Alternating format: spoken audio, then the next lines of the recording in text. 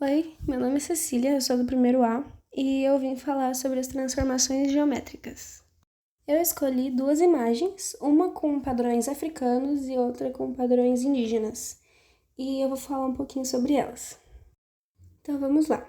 Os padrões geométricos africanos surgiram lá no Egito Antigo em 3000 a.C. e eram usados como uma forma de expressão artística e cultural que refletem a diversidade e complexidade da cultura africana. Pode significar muitas coisas, como espiritualidade, proteção, identidade tribal, o ciclo da vida, a origem ética e a natureza.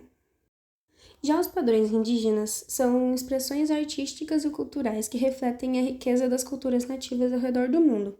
Seus significados são bem parecidos com os dos padrões africanos, mas apresenta proteção e segurança também. Identidade tribal, espiritualidade, comunicação com os ancestrais, ciclo da vida, proteção e segurança. Agora vamos falar um pouco sobre a criação deles. Os padrões africanos foram criados, como eu disse lá no começo, no Egito Antigo pelos egípcios. E onde eles utilizavam os padrões em túmulos e templos. Mas alguns anos depois, muitos anos depois, na verdade, os núbios desenvolveram uns padrões um pouco mais complexos para usar em cerâmicas, artesanatos, etc. E já os padrões indígenas foram criados pelos maias, em mais ou menos 2000 a.C., no México e na Guatemala, e desenvolveram mais para usar na arquitetura da época. Os padrões, eles estavam diretamente ligados com o cotidiano de diversas formas, como uma cultura, tradição, ritos, muitas vezes como uma forma de comunicação, espiritualidade, direcionamento, calendário, entre muitas outras formas. A foto que eu escolhi para demonstrar o padrão geométrico africano apresenta muitos losangos. Eu percebi isso não só nessa, mas nos padrões africanos. A maioria das fotos tem muitos losangos, linhas, triângulos e quadrados. E nessa em específico, a gente pode perceber que tem uma reflexão. Então, se a gente partir a foto no meio, temos uma reflexão.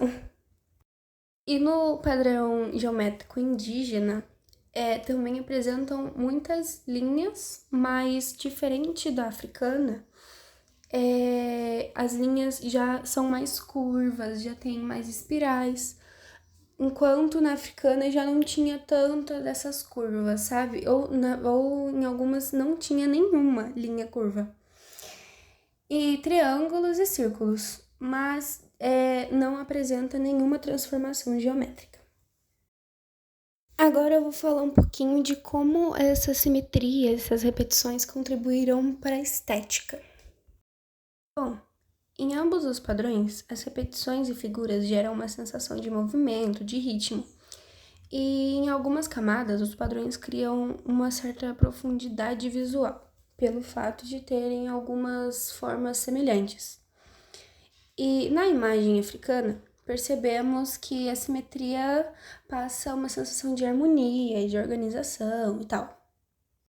Muitas vezes nós não percebemos, mas esses padrões antigos, africanos e indígenas, aparecem bastante no nosso dia a dia. Eles continuam sendo utilizados em artesanatos, em decorações, dependendo assim da arquitetura. E a moda, marcas como Louis Vuitton, Gucci e até mesmo Adidas usam alguns desses padrões.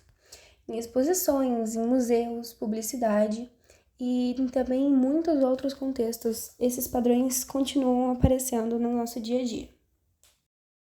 Padrões, eles influenciaram muito na arte moderna, como no cubismo, até o próprio Pablo Picasso, ele se inspirou em muitas máscaras que os padrões foram utilizados para poder fazer as suas artes. No surrealismo, no expressionismo, no fauvismo, no abstracionismo, etc. E como vemos, a influência não foi só na arte, mas também na arquitetura moderna. Foi utilizado em arquiteturas orgânicas, arquiteturas brutalistas. Se eu não me engano, os elementos africanos foram utilizados no projeto Catedral de Brasília. Foi também na arquitetura sustentável e no desconstrutivismo. E bom, eu acredito que tenha sido isso. Obrigada pela atenção e tchau!